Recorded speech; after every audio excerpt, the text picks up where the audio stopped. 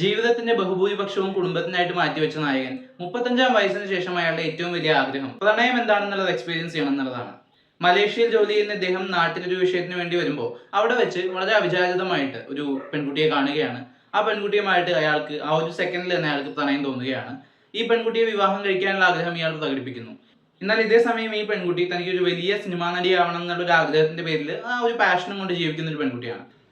അപ്പൊ ഇവർ ഈ സാഹചര്യത്തിൽ കല്യാണം കഴിക്കേണ്ടി വരികയാണ്. പിന്നീട് അവർക്കിടയിൽ ഉണ്ടാകുന്ന കാര്യങ്ങളൊക്കെയാണ് സിനിമ സംസാരിക്കുന്നത്.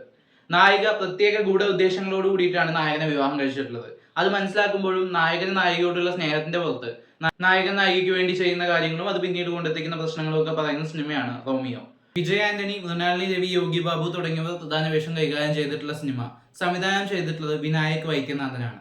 ഈ സിനിമ കാണുമ്പോൾ ആദ്യം ഓർമ്മ വരുന്നത് അഭിനയ ബനാതി ജോഡിയാണ്. കെട്ടിലും മട്ടിലും കഥയിലും ഒക്കെ എവിടെയൊക്കെയോ അത് ഓർമ്മിപ്പിക്കുന്നുണ്ട്. ഒരു പക്ഷേ കോപ്പിയടി എന്ന് പറയുന്നില്ലെങ്കിലും ഒരു 100 തവണ ആവർത്തിച്ചിട്ടുള്ള കഥ തന്നെയാണിത്. ആ കഥയുടെ മറ്റൊരു പ്രസന്റേഷൻ. എന്നാൽ ഈ സിനിമയിലേക്ക് വരുമ്പോൾ ഇതിനെ അത്യാവശ്യം നന്നായിട്ട് പ്രേക്ഷകരിലേക്ക് എത്തിക്കാൻ അവർ ശ്രമിച്ചിട്ടുണ്ട്. നല്ല സംഗീതം, നല്ല വിഷ്വൽസ്, നല്ല പ്രകടനങ്ങൾ എന്നൊക്കെ പറഞ്ഞിട്ട് കണ്ടിരിക്കാവുന്ന ഒരു എക്സ്പീരിയൻസ് സിനിമ ഓവറോൾ നമുക്ക് സമ്മാനിക്കുന്നുണ്ട്. വിജയ് ആന്റണി ഭയങ്കര സബ്റ്റിലായിട്ട് അഭിനയിക്കുന്ന ആളാണ്. സബ്റ്റിൽ എന്നൊക്കെ പറഞ്ഞാൽ അദ്ദേഹത്തിന്റെ ഇമോഷൻ എന്താണെന്ന് മനസ്സിലാക്കിയെടുക്കാൻ നമ്മൾ പെടാപ്പാട് പെടുന്ന ലെവൽ സബ്റ്റിലായിട്ട് അഭിനയിക്കുന്ന ആളാണ് വിജയ് ആന്റണി. ഈ സിനിമയിലേക്ക് വരുമ്പോൾ ഒരു റോംകോം സ്റ്റോറിയിലെ നായകൻ എങ്ങനെയൊക്കെ ബിഹേവ് ചെയ്യണം എന്നുള്ള കാര്യത്തിൽ പുള്ളി അത്യാവശ്യം എഫേർട്ട് എടുത്ത് ശ്രമിച്ചിട്ടുണ്ട്. അത്യാവശ്യം പാട്ടും ഡാൻസും റൊമാൻസും കോമഡിയും ഒക്കെ തന്നാലാകും വിധം മാക്സിമം നന്നായിട്ട് ഹാൻഡിൽ ചെയ്യാൻ പുള്ളി ശ്രമിച്ചിട്ടുണ്ട്. മൃണാളിനിക്ക് കിട്ടിയിട്ടുള്ളതും ഒരു ടെംപ്ലേറ്റഡ് ക്യാരക്ടർ തന്നെയാണ്. അത്യാവശ്യം ഡീസന്റ് ആയിരുന്നു. മറ്റ് ഹാസ്യ കഥാപാത്രങ്ങളൊക്കെ വന്നു പോകുന്നുണ്ടെങ്കിലും വളരെ കുറച്ച് നേരത്തേക്ക് തന്നെയാണ്. പക്ഷേ സിനിമയെ പൂർണ്ണമായിട്ട് ഹോൾഡ് ചെയ്യുന്നത് വിജയ് ആന്റണിയാണ്. അദ്ദേഹം അത്യാവശ്യം നന്നായിട്ട് തന്നെ ഈ സിനിമയിൽ പെർഫോം ചെയ്തിട്ടുണ്ട്. സംഗീതത്തിലേക്ക് വരുമ്പോഴാണ് ഈ സിനിമയിൽ എനിക്ക് വളരെയധികം ഇഷ്ടപ്പെട്ടൊരു വശമാവുന്നത്. സംഗീതം, ഇതിലത്തെ പാട്ടുകളൊക്കെ ഭയങ്കര രസമായിരുന്നു. പ്രത്യേകിച്ച് നായകൻ നായികയോട് സംസാരിച്ചു തുടങ്ങുമ്പോൾ, ഫോണിലൂടെ സംസാരിച്ചു തുടങ്ങുന്നത് തൊട്ട് വരുന്നൊരു മ്യൂസിക് സോങ് സീക്വൻസ് ഉണ്ട്.